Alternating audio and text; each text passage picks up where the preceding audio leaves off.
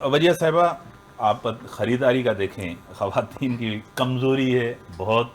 और ये सूट जो है ना, मैंने इस शादी में पहना है तो दूसरी में इसको रिपीट नहीं करना, ये भी है। मैचिंग का दौर है, मैचिंग भी होगी। आजकल एक खातून का नाम नहीं, मुझे फ़ोन उसने किया, कह रहा है कि मुझे फ़लाँ जो है ना है, वो मुझे टाइम नहीं दे रहा मेकअप के लिए, आप मीडिया वाले हैं उसको फ़ोन करके थोड़ा सा भरम करेंगे, मुझे जल्दी टाइम दे।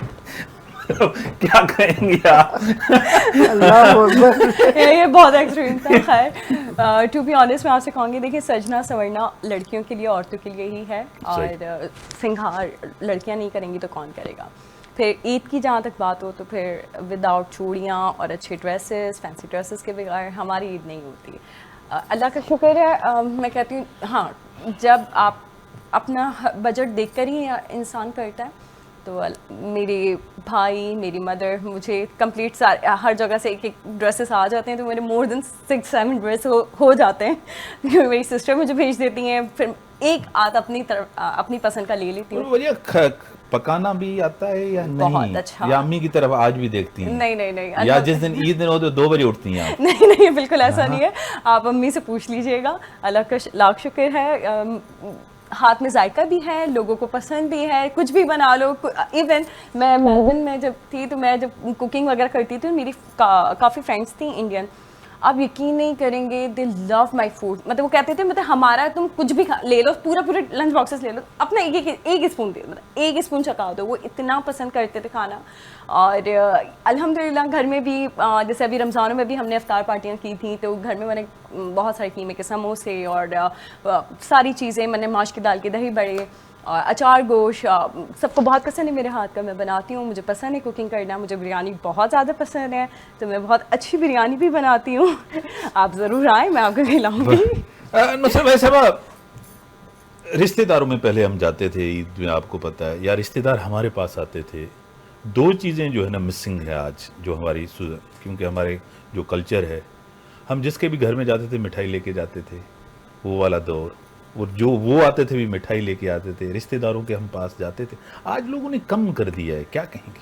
देखिए, इसके बेसिक रीज़न ये है कि रिश्तेदार एक ही शहर में नहीं होते।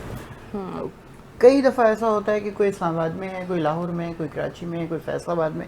तो वो सब इकट्ठा उस वक्त तक होते हैं जब तक उनके माँ बाप जिंदा हैं, यानी सास ससुर जिंदा हैं।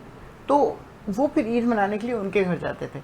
वहाँ जाके सब लोग मिल के सब काम कर रहे होते थे कि इसमें किसी के ऊपर कोई बर्डन नहीं पड़ रहा, कुछ नहीं पड़ रहा। 1-2 दिन पहले चले गए, घर बंद है, उसको खुलवाया, सब आराम से सफाइयाँ हुई, सब किया, और फिर उसके बाद ईद उस तरह मनाई जिस तरह फैमिली में मनाई जाती है। तो लेकिन अब चूंकि कोई है ही नहीं इस तरह का, रह ही नहीं गया बड़ा, तो सब अपने अपने शहरों में अपनी ईद मनाते हैं। और वैसे भी it's so expensive to travel nowadays कि आप हिम्मत ही नहीं कर सकते कि बाय एयर जाने का आप सोचें और जाके वहाँ करें। लेकिन जो लोग आपके शहर में हैं, बेशक वो रिश्तेदार नहीं है, दोस्त हैं, तो आप ज़रूर, मतलब हम लोग ज़रूर जाते हैं मिलने, या वो लोग ज़रूर आते हैं मिलने। और जिस पर मिठाई की बात की आपने, तो मेरे हस्बैंड कहते हैं मिठाई तो नहीं लेके जानी चाहिए, हर बंदा लेके आता है।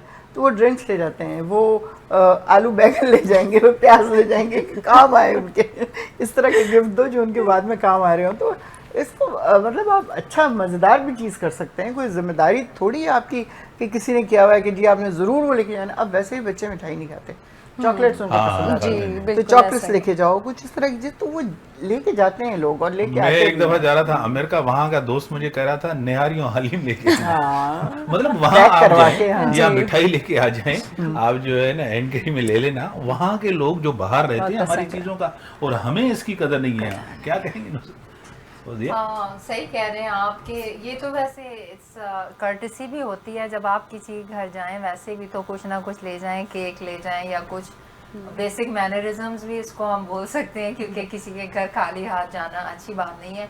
और बाकी जो आपकी इंटीमेट फैमिली है, जो रिलेशनशिप्स हैं, वो तो फिर आप बास्केट्स और वो सारी चीज़ें डेफिनेटली भिजवाते हैं, सरप्राइज करते हैं अपने रिलेटिव्स को, अपने पेरेंट्स को। अगर आप ईद पे मिल नहीं सकते हैं अपने बच्चों को, आप जैसे देखें लंदन में तो छुट्टियां होती नहीं है, तो हमारे बच्चों के तो एग्जाम्स और वो सारी चीज़ें चल रही होती हैं। तो काफ़ी अरसे से हम लोग ईद पर इकट्ठे नहीं होते, क्योंकि वो बच्चे वहाँ होते हैं। आपकी वालिदा आपके पास आती है, मेरी मुलाकात है एक दफ़ा। जी मेरी अम्मी आती हैं ईद में और मुलाकात मुझे होती भी बुला लेती हैं इस्लामाबाद, अम्मी कभी वो भी आती हैं इस तरह से, तो वो अच्छा होता है एक तोहफे तोहफ़ का सिलसिला जो चलता है, तो आई थिंक उससे प्यार भी बढ़ता है बिल्कुल। और सुन्नत रसूल भी है, और जिसको आप देते हैं वो खुश तो भी मैडम हो मैं जाते आपके हैं। घर काफ़ी दफ़ा आया हूँ, कभी मैंने देखा नहीं आपने कभी हाथ से पकाया हो। हाँ, नजरदार रखवाती हैं चीजें कि इधर रखें वो उधर रखें, ये इधर ले आए, मैंने कभी नहीं देखा। तो वो बेचारी भूल गई हो ड्यूटी कर गया, रही है, भूल गई हो गया। ड्यूटी कर रही है, खाना आपको पकाएं। पता है लंदन में मैं अपने बच्चों के लिए जब रहने जाती हूँ समर्स में, तो 3-4 महीने मैं उनके लिए खुद ही कुकिंग करती हूँ, और मैंने अब यूट्यूब से सब कुछ पकाया। तो YouTube is the best teacher, आपने कोई भी डिश पकानी है आप यूट्यूब लगाएं और आप उससे बनाने सीख लें, तो life is very easy with Exactly. YouTube and social media. Wajiya साहबा, ये जिंदगी की खुशियां होती हैं, बंदा सेलिब्रेट करता है सब रिश्तों को। ये महीना ऐसा गुजरा जो हमारा, और एक ब्लेसिंग थी, बिल्कुल एक सोल प्यूरिफिकेशन थी। आपको पता है कि हम खुश नसीब हैं और हमें शुक्र अदा करना चाहिए कि रमज़ान नसीब हुआ हमें, और इस खुशियों में सब कुछ शामिल करना चाहिए। बिल्कुल ये भी अल्लाह का करम है मेरा कि अल्लाह ने हमें बहुत कुछ दिया है, और हम लोगों की जो जिनकी हैसियत नहीं है, माली हैसियत नहीं है, नहीं पहुंच सकते, हम उनको भी याद करें और उनको भी जहन में रखें।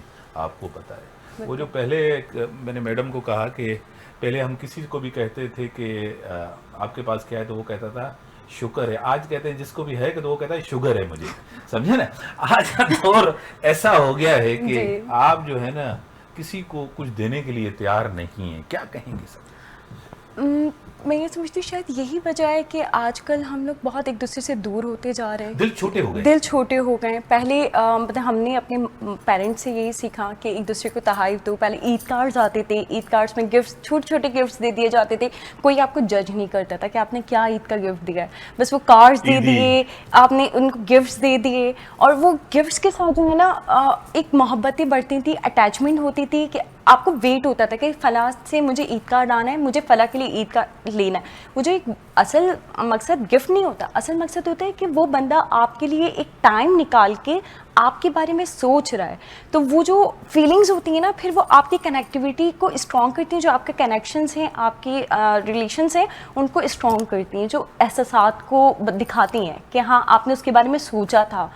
और ईद जैसे आज ईद का दिन है, बोलते हैं ना बहुत खुशियाँ आती हैं जाती हैं, सबके दिलों में बड़े गम भी होते हैं, मगर बोलते हैं ईद तो ईद है, ईद तो फिर भी मनाई जाती है, जितने भी दुख हों, जितने भी गम हों, मगर ईद तो अल्लाह पाक का तोहफ़ा है। तो ईद पे तो मैं समझती हूँ सबको नाराज़गियाँ मिटा के, जैसे बड़ों से हमने एक सीखा था कि जितने भी दिल में शिकवे गम है वो सबको मिटाओ, और ईद है तो ईद पे सब आके एक साथ मिलें, एक दूसरे के घर जाएं।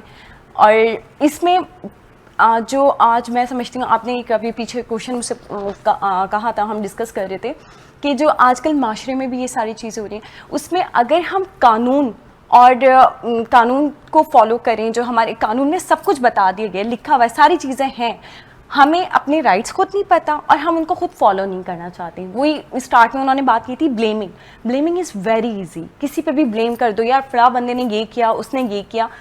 हम खुद क्या कर रहे हैं, हम एज अ माशरा खुद क्या कर रहे हैं? तो इसमें मीडिया का, पॉलिटिकल जो हमारे लीडर्स हैं, बाकी कानून हैं, इनका बहुत ज़्यादा असूर है कि हम इस माशरे में इस वक्त क्या हो रहा है।